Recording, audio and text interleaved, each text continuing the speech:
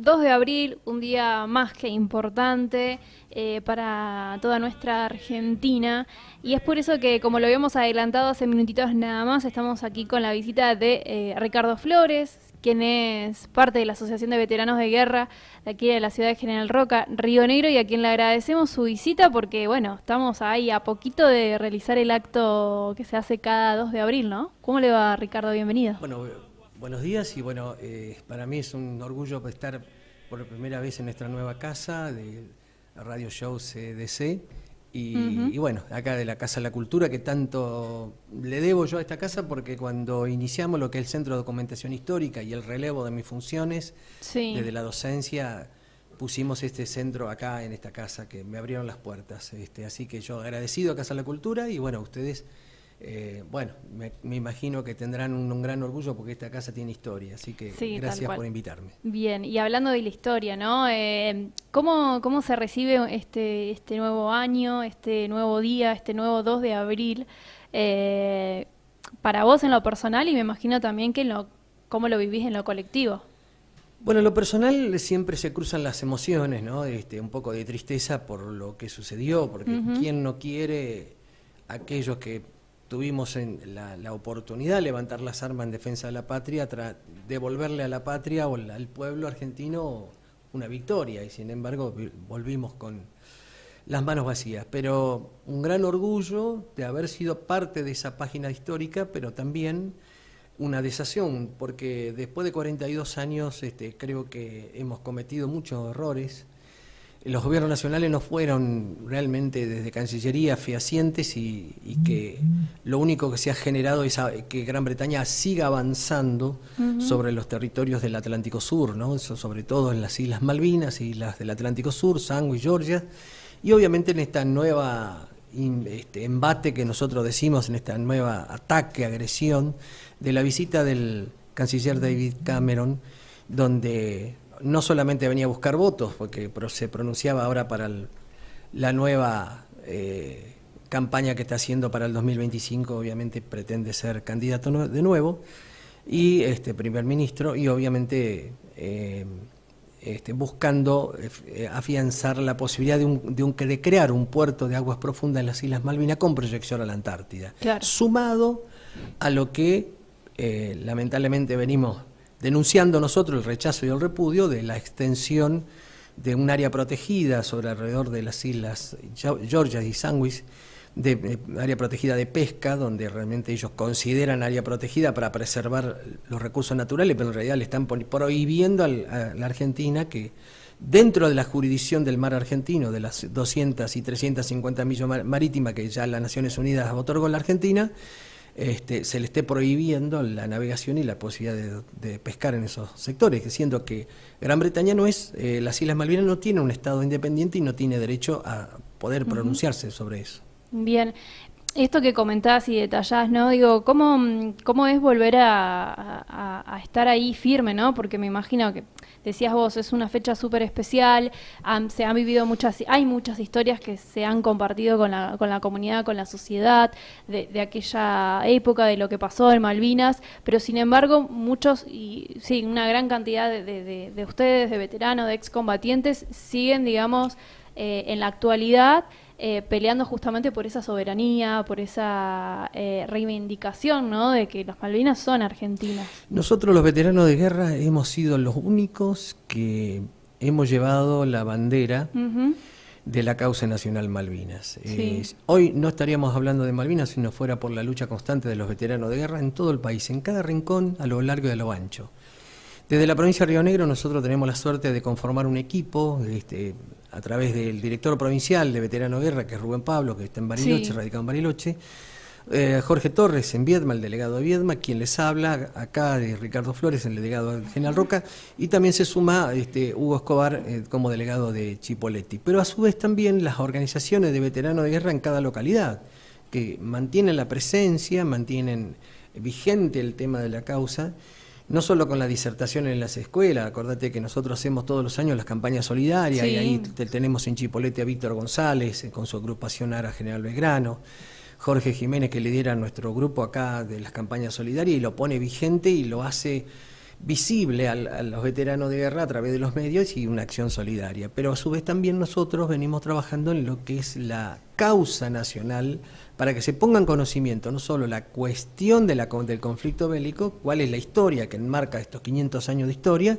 sino también de todo el marco geográfico y jurídico que enmarca los derechos internacionales que tiene Argentina, cuáles son las pretensiones que tiene Gran Bretaña, y denunciando que tenemos que salir de ese pozo que es ubicar a la guerra de Malvinas simplemente como una continuidad o el último manotazo de la dictadura militar. La guerra de Malvinas se produce justamente por la lucha por la soberanía, y quienes estábamos en las Islas Malvinas levantando las armas defendíamos al pueblo argentino, no a la dictadura. Y cada vez que se conmemora un 2 de abril, lo único que se recuerda es la guerra. Más allá que es importante, los hechos históricos son fundamentales, ¿no? Se produce una bisagra histórica a través de 1982, en esa guerra, donde se precipita nuevamente la caída de la Junta Militar y el advenimiento de la nueva democracia. Ahora, hablar solamente de la guerra y ubicar al 2 de abril en ese como lugar nomás. un hecho aislado es un gravísimo error. ¿Y sabes por qué? Claro. Porque el 2 de abril el pueblo argentino estuvo en las plazas. El 2 de abril el marco político apoyó la Junta Militar. El 2 de abril toda la comunidad de actores, esta que se divide en la grieta y derecha e izquierda, tuvo a favor de esto. Es más, se pronunciaron, anoche veíamos en Canal 10 las 24 horas de Malvinas, donde pasaban todos el jet set del mundo artístico, y donde estaban los deportistas, Diego Maradona, ni hablar. Y creo que el sello quedó enmarcado de aquella gesta con dos facetas. Por un lado la derrota y por otro lado el sentimiento por los veteranos de guerra, que quedó y se vislumbra a través de esta canción el año pasado en el Mundial, Los pibes del Malvinas, que jamás olvidaré. La empatía que tiene el pueblo, el cariño, el afecto se manifiesta, pero queda un poco la desazón, este sentimiento de derrotismo que se fue desmalvinizando desde 1982 y que lamentablemente los gobiernos nacionales se apropiaron de ese tema, de la desmalvinización, y pusieron al 2 de abril o la guerra de Malvinas o la causa nacional Malvinas solamente en aquella locura de la dictadura militar. Y ese es un gravísimo error porque no avanzamos. El enemigo histórico de la Argentina es el Imperio Británico, no los militares. Ya no están los militares de la Junta Militar. Claro. Con respecto a esto, recién mencionabas las escuelas, ¿no? ¿Cómo llevan ustedes o cómo trasladan ustedes esto que me contás, ¿no? Que me decís, hay que sacar el foco de eso y dijiste una palabra ahora, no la quiero nombrar mal, desmalvinizar. Desmalvinizar. ¿Cómo trasladan eso ustedes a los niños, a los Malvinizando jóvenes? Y explicando cómo se fue originando este marco histórico de 500 años. Tenemos que remontarnos al advenimiento, a la conquista desde Cristóbal Colón y cómo se dividieron estos territorios. Claro, sí, donde desde el este estuvo el Imperio Portugués, que es Brasil, y del oeste, obviamente, todo el Virreinato del Río de la Plata. Cómo se fueron dividiendo los territorios y los dominios españoles en todo lo que es Sudamérica. Ahora, las Islas Malvinas estaban enmarcadas dentro de esos dominios. Y cuando nosotros nos independizamos, heredamos todos los derechos internacionales, y desde 1825, entre 1825 y 1828, que se produce el triunfo de las derrotas españolas y el triunfo de los argentinos cuando nos independizamos, no solamente que es reconocido a nivel mundial la independencia de Estado de las provincias de Nueva York y de La Plata, sino también de Gran Bretaña. Claro. Ahora, ¿cómo se justifica si nosotros fuimos legalmente del derecho internacional, nos independizamos y heredamos todos los territorios, en este caso las Islas Malvinas? ¿Cómo se justifica que, siendo que hubo 32 gobernaciones de los españoles anteriormente, cuando estuvieron los españoles, en 1829 se nombra el primer gobernador de las islas, Luis Bernet, la comandancia reconocida, y nunca Gran Bretaña dijo nada? Pocos años después, en 1833, invade sin previo aviso, siendo que fue reconocido Gran Bretaña reconoce la independencia argentina y sin embargo invade las islas sin previo aviso, simplemente con la acción bélica desterrando a la población y obviamente implantando una colonia británica. Entonces, si no conocemos cuáles son los marcos históricos que antepone, que lleva al desencadenante de una guerra, obviamente no lo entendemos. Y años anteriores a la guerra de 1982, desde 1965, la resolución de Naciones Unidas, la 2065, que pronuncia que la población de los isleños es implantada y está encuadrada dentro de las colonias británicas o dentro de las colonias, no puede tener derecho a la autodeterminación, es decir, que no se puede declarar como Estado independiente, porque es una población implantada. No se pronuncia a favor de la Argentina, pero dice eso que ya le está dando la razón a la Argentina. Claro, sí, sí. Por un lado. Por otro lado, obviamente determina que insta a las partes a sentarse, que es un conflicto de soberanía, y que insta a las partes a sentarse a dialogar. Desde 1965. Se empiezan a comenzar ya en 1966 con Arturo Frondizi, presidente de la Nación, se empieza a entablar una relación de entendimiento, de un marco memorando de entendimiento para devolver las islas, porque Gran Bretaña ya era un alto costo que tenía, y entonces decía que tenía que Gran Bretaña que respetar a los habitantes.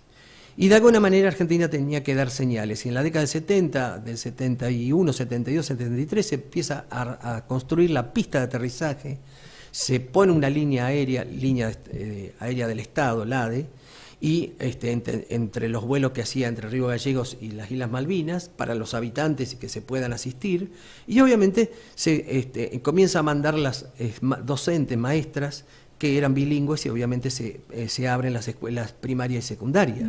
Entre ellos también la asistencia médica, la intervención médica a través de esa vía aérea para que los isleños llegaran al Río Gallegos y atendieran en los hospitales argentinos y obviamente del continente, y obviamente tener asistencia. Argentina había dado, pero cabales manifestaciones de que respetaba a los habitantes, que es lo que ellos reclaman, los intereses de los habitantes. Y es lo que pronuncia ahora es nuestro presidente Javier Milei. Lo que no podemos respetar son los deseos, porque los deseos de ellos es permanecer bajo la corona británica y que los dominios de las islas permanezcan bajo la corona británica. Los intereses sí. ¿Qué interés tienen? De vivir ahí se le permite. ¿Qué interés tiene? De los derechos de propiedad privada se lo respeta, pero bajo la soberanía argentina. Y en aquellos momentos, lamentablemente, previo a la década de 70, entre 76 a 78, se encuentra petróleo en la cuenca de Malvinas. Y ahí es donde Gran Bretaña echa por tierra los acuerdos y ahí se empieza a pergeniar lo que es la recuperación a través de las Fuerzas Armadas. En 1976 ya teníamos el golpe de Estado, en 1978 se empieza a planificar y en el 82 se concreta. El objetivo de las Fuerzas Armadas, más allá de que erró en sus cálculos, ¿sí?, ha sido la única responsable, el objetivo era recuperar las islas, poner una guarnición y presionar a Gran Bretaña a que respetara la resolución de Naciones Unidas, la 2065, se sentara a dialogar. Obviamente el mal cálculo es no haber entendido bajo la historia del mundo una corona británica con 1000 años de conquistas sangrientas, matando familias enteras, pueblos en todo el mundo, que se enfrentaba a la tercera potencia del mundo, respaldada por la primera, Estados Unidos, contra el respaldo del Tratado Atlántico Norte. Entonces, no se puede entender cómo esta seducción o afinidad de amiguismo que tenía la Junta Militar con Estados Unidos no entienda, cualquiera lo va a entender hoy en día, cualquier chico de primaria, que si no tenés el respaldo político que realmente debes tener, sobre todo dentro de la diplomacia mundial, es imposible que una sola nación no te vaya a traicionar. Nos traicionó el general Pinochet cuando dijo que Sudamérica, o por lo menos la Argentina, tenía la espalda bien guardada y sin embargo favoreció a los británicos. Sí. Nos traicionó, o se dejaron traicionar la Junta Militar a través de Alexander Haig y a través de su presidente Ronald Reagan, que favoreció a Estados Unidos al respaldo no solamente en cuanto a lo logístico, en cuanto a lo bélico, en cuanto a los buques, aviones, misiles para poder derribar a los aviones argentinos. Y luchamos solos. estuvimos solos. Pero ese fue el error y el cálculo, que le cabe la responsabilidad total a la Junta Militar, ¿sí? De llevarnos y conducirnos a una guerra que es totalmente desigual. Ahora, saber separar quiénes éramos los que estábamos allá con las malas decisiones de la Junta Militar. Eso es lo que queremos. Que el 2 de abril no se recuerde como la última locura de la dictadura, sino que se recuerde como la defensa de los pueblos argentinos, que estaba representado por aquellos soldados que estábamos allá. Soldados, oficiales y suboficiales que estuvieron en el frente y que yo respeto porque realmente estuvieron muchos. Tuvimos 14.000. Que hubo militares que se comportaron mal, que hubo militares, pero fueron pocos, porque éramos 14.000. Nosotros combatíamos contra los británicos, no contra los militares de la dictadura. Que se entienda eso. Entonces, encorsetar simplemente en eso, hace que retrotraiga permanentemente, por cuestiones y conveniencias ideológicas, a que solamente combatíamos y nuestro enemigo era la Junta Militar. Ricardo, se entendió, ¿no? Espectacular Sí, el relato y bueno, intentar recuperar esto de que no la guerra de Malvinas fue lo último que pasó, pero que es una historia muy larga la de Malvinas. Está espectacular. ¿Qué edad tenías vos? Yo estaba estudiando profesorado de educación física, en 1981 terminé de cursar y tenía ese permiso de 2 años, porque la conscripción antes del 78 era a los 20 años. El servicio militar obligatorio, obligó la ley de 1901 para todo aquellos que no la conozcan. El servicio militar obligatorio entraban los jóvenes a una guarnición de cualquiera sea que le tocaba, Fuerza Aérea, Ejército, Armada, para cumplir la preparación militar de 1 año, 1 año y medio. ¿Dónde nace esto? Viene de la vieja época de las invasiones inglesas, 1805-1806, cuando las milicias, que eran justamente en la invasión de Buenos Aires, el pueblo, las milicias, los civiles, ¿sí?, atacaron porque fueron invadidos por los británicos. Entonces siempre se pensó que tenía que el pueblo estar preparado ante una situación de enfrentamiento bélico, ser agredido, que los civiles tengamos la preparación mínima en cuanto al aspecto militar y manejo de un arma para defender la patria. Entonces así nace en 1901 el servicio militar. Antes era a los 20 años. En 1978 se produce un cambio de la edad porque la sociedad de la oligarquía argentina, sobre todo Buenos Aires, decía que le cortaba, después de terminar el secundario en 18 años, 17, 18 años, le cortaba a los 20 años el primero o segundo año de la universidad, porque ya estábamos estudiando. Entonces se decide bajar en 1978 a 18 años. Y así se generaron justamente los soldados de los 18 años en las Islas Malvinas. Pero yo tenía ese permiso de 2 años para terminar de cursar en 1981 y en 1982, con 20 años ya cumplidos, me toca el servicio militar, porque una vez que yo pedí el permiso, era inminente que terminaba de cursar y en el 82 me tocaba. 3 de febrero ingreso al ejército en la ciudad de Cursucuatiá, donde está la 3ª Brigada, y bueno, obviamente me toca el servicio militar. Después de 2 meses de preparación, me dan una semanita, 4 días de descanso, y coincide esos 4 días con el 2 de abril. Yo estaba en mi casa a la mañana, mi madre me levanta y me dice, mirá lo que está pasando en la televisión, un 2 de abril en la mañana. Me levanto, ya tenía preparado el mate, y cuando veo que se había recuperado las Malvinas y que todo el pueblo estaba en las plazas de Mayo y que era una multitud, que había como 1 millón de personas, dije, bueno, esto es importante. Me pongo el uniforme de soldados con cripto y me presento en el cuartel. ¿A dónde va?, dice mamá. Pero me voy a presentar, esto es importante, mamá, le digo. Y obviamente yo me fui y me presenté. Me dice, pero no, Flores, ¿qué hace acá? Dice, no queríamos saber, que me vengo a presentar porque para mí que es importante. No, váyase de acá, ¿qué hace? Me echaron ahí. A las 72 horas estaban convocando por radios a todos los soldados con cripto que se presenten en el cuartel. Obviamente me presenté. Yo no tenía que ir porque era soldado nuevo. Entonces yo creo que recalco esto porque hubo muchísimos voluntarios. Yo era soldado nuevo y no tenía que ir. 2 meses tenías. 2 meses tenías. Y nos llama el capitán Alejandro Polano a 4 soldados, Gómez, Osuna, Ferreira y a mí. Y dice, señores, nos faltan 4 soldados, tenemos que llevar 120 de la compañía. están divididos en compañía, cada uno tiene aproximadamente entre 100 y 200 soldados conscriptos, y la compañía comando y servicio faltaban 4 soldados para completar. Me dice, ustedes son soldados nuevos, no tienen que ir, pero nos vamos al sur. ¿Quieren ir? Sí, pegamos el grito los 4. Claro. Y obviamente yo soy orgulloso de ser uno de esos voluntarios, ¿sí? Pero hubo miles de voluntarios en Malvinas, ¿eh?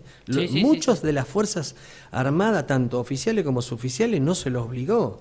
No digo que la mayoría, pero sí muchísimos. Incluso en la recuperación del 2 de abril, todos fueron voluntarios. El 2 de abril, todo el Regimiento 25, los comandos anfibios, la Infantería Marina, acá tenemos a Jorge Jiménez que explica todo eso porque le dijeron si el que se quiere quedar, se puede quedar, los mismos Seinaldín con Regimiento 25, toda la guarnición que fue a recuperar Malvinas fue voluntaria. Entonces, tiene que ver con otra época, con otro sentir, con otros relatos, otra cultura, y éramos devotos de la patria, ¿sí? Porque teníamos, siempre nosotros nos enseñaron el respeto por los símbolos patrios, nuestros héroes de la independencia, y bueno, nosotros teníamos ese compromiso con el país y fue así, lo cumplimos. ¿Y pisar suelo de Malvinas? Y pisar suelo en Malvinas es... ¿Cómo fue ese momento? Contame. Es algo inigualable, ¿no? Tengo el orgullo de pisar el suelo de Malvinas y haber defendido ese suelo.